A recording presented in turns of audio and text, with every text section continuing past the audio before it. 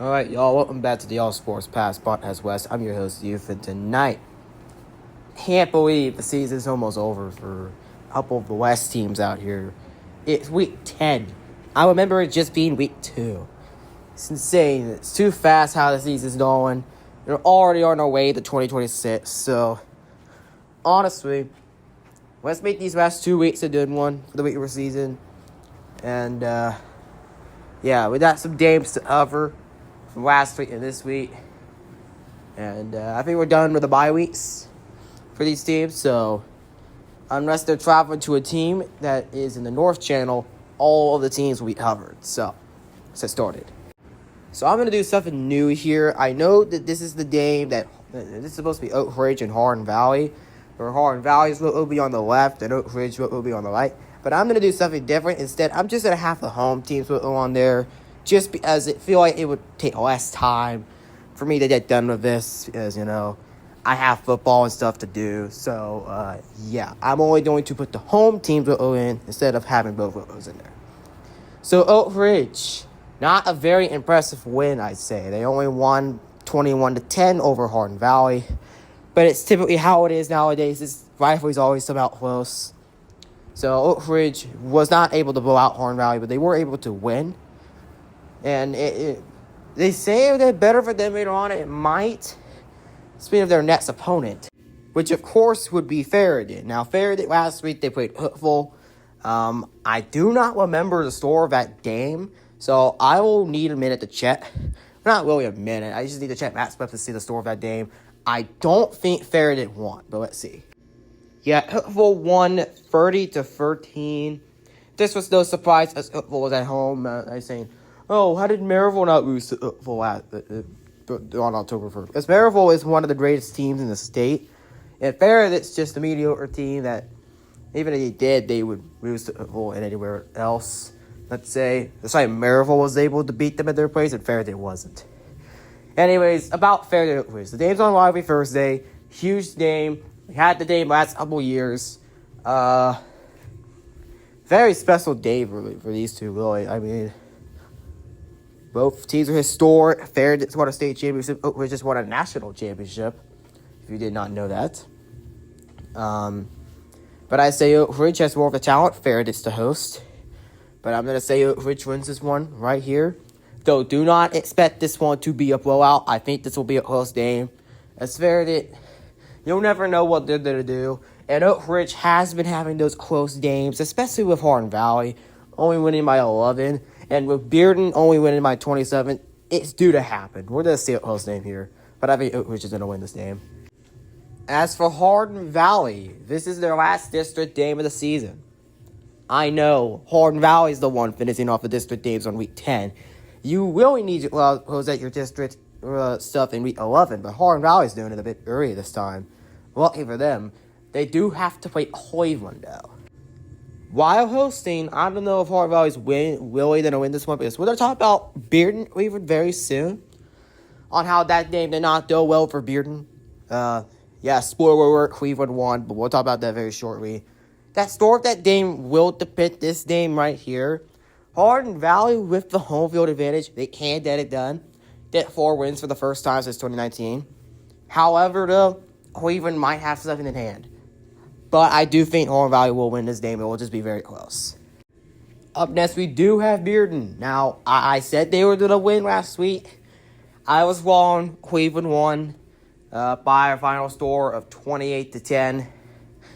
And I was kind of surprised how Bearden lost this game. I heard they were not prepared at all.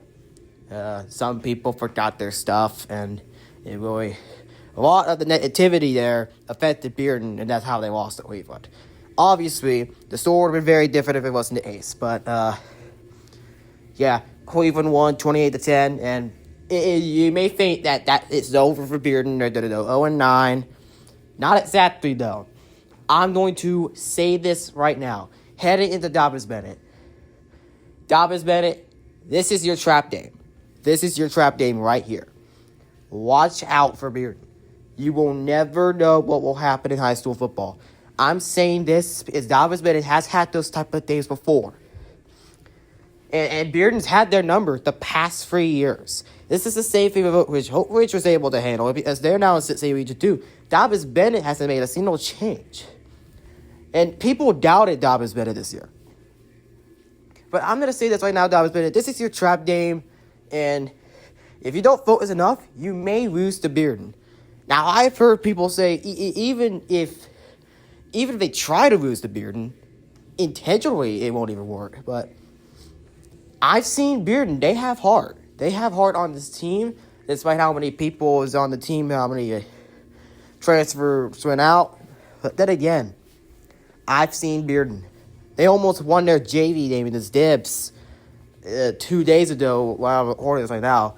Yes, I do to the JV games, and I do cover those as well.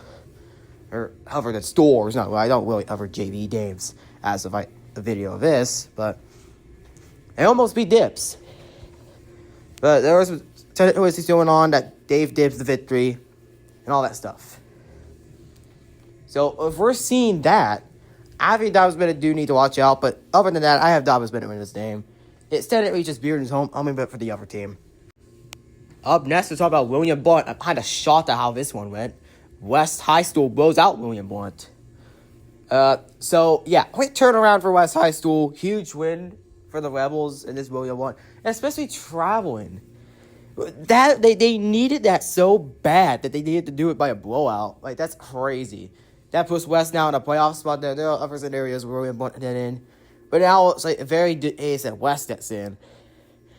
And it kind of does not make me happy, too. I'm a Bearden student. I'm a Bearden fan. It doesn't make me happy when West makes the playoffs. It just isn't. I was rooting for William Blount personally, but, 5A's best up, We got those teams like Powell, Central, and Halls. Or not Halls. I think there's another team in there. I know Powell and Central is one of them. There's a third team. I think there's a North team. I'll have to check. Turns out it is Halls. They kind of made a comeback after not winning some names. They've never won on TV, though. You check the North channel. They did lose to Central on TV, but that will be covered on the North channel. But yeah, 5A's pretty messed up. Wise, Spicer County won it all last year. A huge win for West. Really. William Blount decided to move on to the loss. But up next, we got West High School's game this week. Now, I'm not covering William Blount this week. Travel to Central. West is out to host Harnsdale, which, remember 2 weeks back, Harns got the win 51-10 over Morristown East. I was at the game. It had against Harns a bit of momentum. But if you think they're going to beat West, you might be mistaken. As I think West, with the comeback they've had, it is William Blount and all these other teams, and West now in a legitimate playoff contender, I think West will still win this game by a lot. Up next, we got Maryville, and I was shocked to say they were down 5-0 in Science Hill until scoring 42 unanswered to win the game. Yeah, you thought Science Hill was somehow able to get a win over Maryville, but that cannot happen. Maryville will find a way to win no matter what. And it will be the same thing as Bradley this week. Maryville's going to win by a blowout. Nothing else to say about Maryville. They're talented. As for South Doyle, it is the complete opposite. They were somehow doing so good this year. They've been winning games that I'm surprised they did. Beat Dibs, I believe. Beat a lot of teams that I didn't think they beat. I'm in the Cleveland, who I thought they were going to beat easily, lost easily in a shutout at home. 24-0 to Clinton. Yeah. Who is famously known for that not so good defense. Defense didn't allow a single point. Yeah, it's a shocker there, South Doyle. I don't know how that happened. Up next, we got Heritage. They played out O at home. And no surprise, Alcoa won 47-0. That's what Alcoa does to every small opponent. Next up for Alcoa, since Heritage has to travel to Dibs, Alcoa is going to host Harder, which is a huge 4A Region 2 matchup. And it's a playoff spot, too. Alcoa's already at number 1, but it'll put Alcoa's number 1 in jeopardy if Harder were to win this game. But I don't think anyone's going to be surprised when you see the score and it says Alcoa 56, Harder 20. So, I have Alcoa winning this game.